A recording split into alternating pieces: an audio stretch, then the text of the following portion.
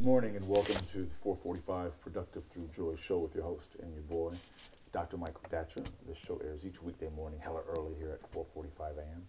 on Facebook Live, on YouTube, and then 4:45 p.m. on Facebook Live.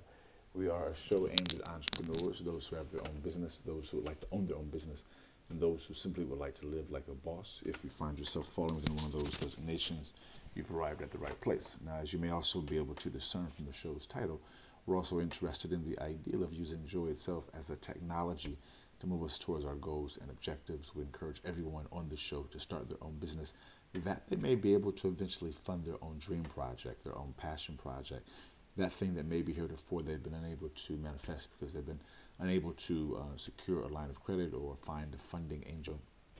So among our services is helping individuals and entrepreneurs, again, enhance their productivity at times by creating internal funding mechanisms to then eventually fund the dream project. All right.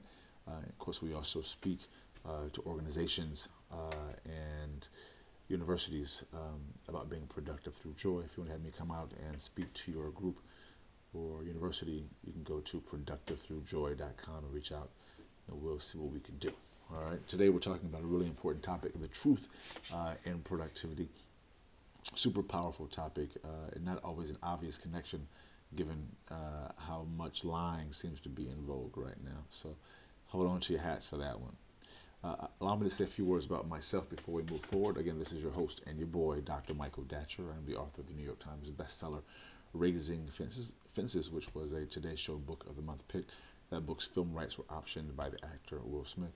I'm also the author of the acclaimed historical novel Americas, which is coming out this February 2018 on Third World Press. Look for that in bookstores everywhere. The first American version of that particular novel. We're very excited about that. I'm also the former executive director of the World Stage Literary and Jazz Venue here in California. My educational background is UC Berkeley as an undergraduate. My master's is from UCLA, and my PhD is in English literature is from the University of California at Riverside. I'm currently a professor of English at Loyola Marymount University here in California. I'm an expert at being productive, all right? I'm not saying those things to brag, but I'm saying those things to let you know that people are oftentimes surprised at my level of productivity, given how crazy my own personal narrative is. I'm the product of a young girl who was raped at 16, gave birth to me at 17, and subsequently gave me up for adoption to a wonderful single divorcee at the age of 1 month. So at the time, no biological father, no adopted father. Listen, difficult times for the young MD.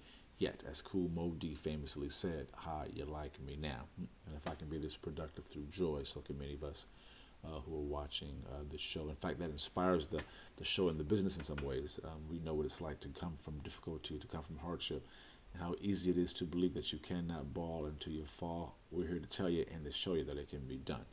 So again, please go to productivethroughjoy.com. If you're enjoying the show now, please share this video on your social media platforms, and especially become a subscriber. Be up on all that we're doing here, and get the videos, alerts to all these videos right to your inbox. All right. So let's jump in.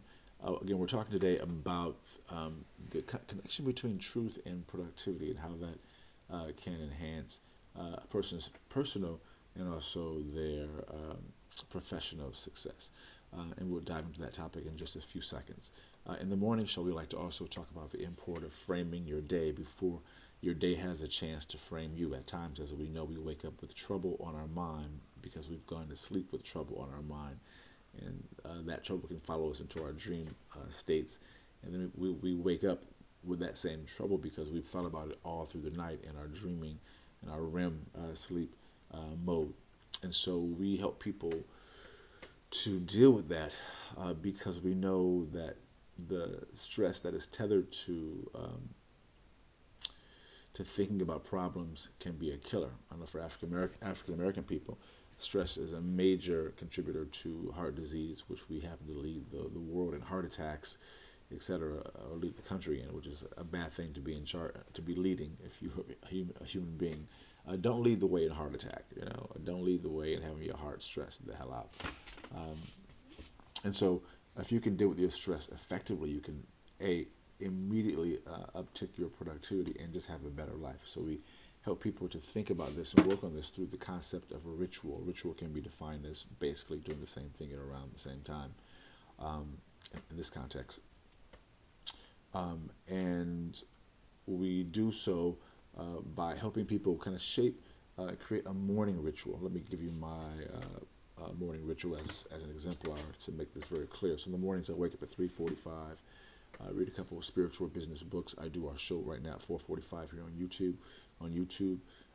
At 5, I work on my current novel until about sunrise, which is about 6:30 now, 6:20. And then at sunrise, I go to the beach, I meditate, pray. I live here along the coast.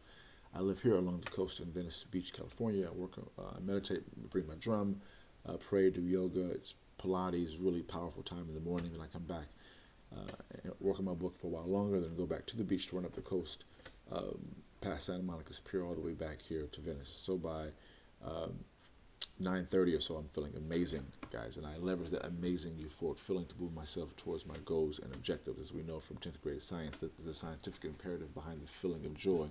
When the body is feeling joyful, what's happening at a biochemical level is that the body is flooding itself with endorphins, and those endorphins can give us a sense of euphoria that we can then leverage to move ourselves towards our goals and objectives. So my morning chant, which is what I call I'm reading 2 books now, I should say.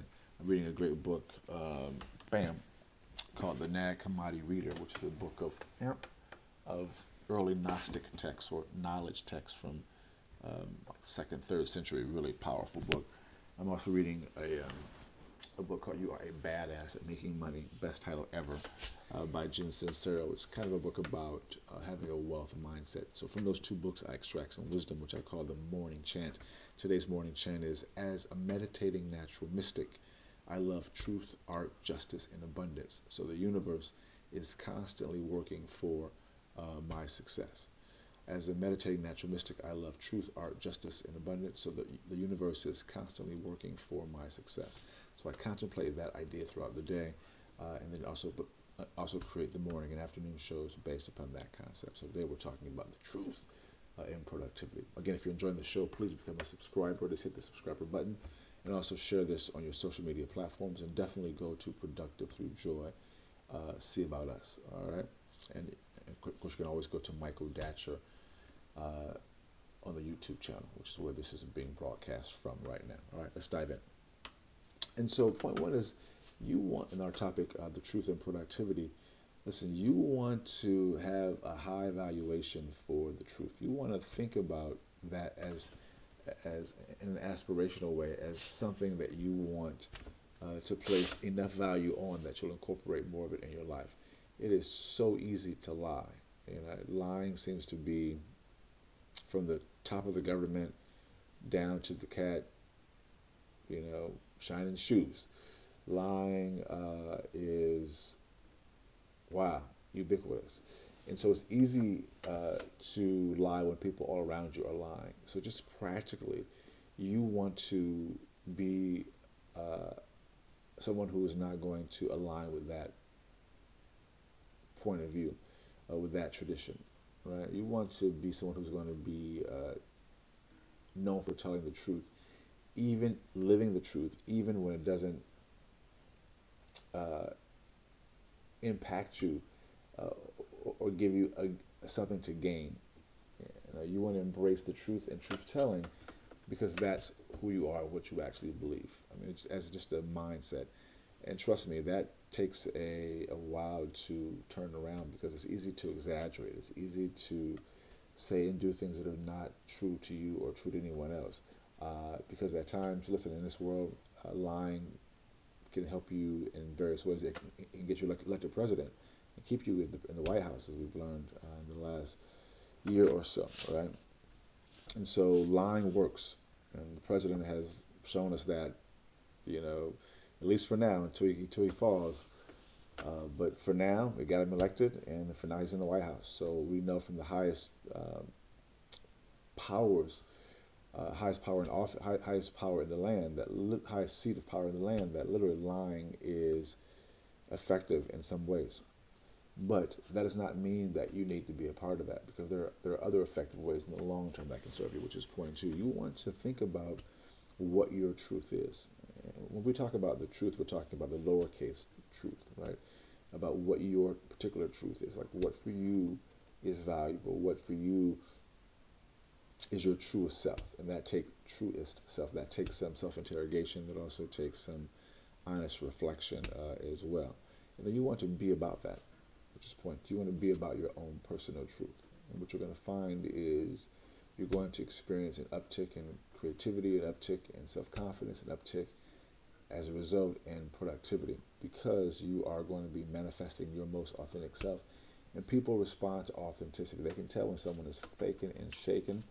And people, I've traveled quite a bit, and wherever I've been, no one just loves fake ass people. fake ass people just aren't in demand. And so you want to be your most authentic self, which goes right into point three. As an authentic being, a person living your authentic truth, you're going to attract people to you who can help you, who you can also help.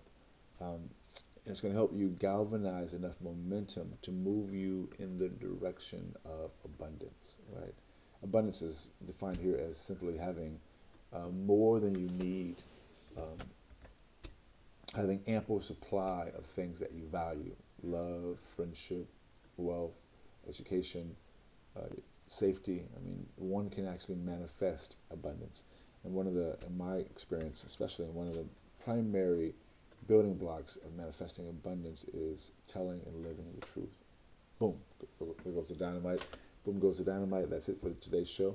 We'll see you this afternoon at 4:45 p.m. on Facebook Live. Happy Halloween. Please, if you've enjoyed the show, please share this video on your social media networks, and for sure go to productivethroughjoy.com, and definitely subscribe to the Michael Datcher channel, where this show is being broadcast from right now. Thanks for being here. We'll see you this afternoon at 4:45 p.m. Until then, let's talk about it and be about it. Deuces.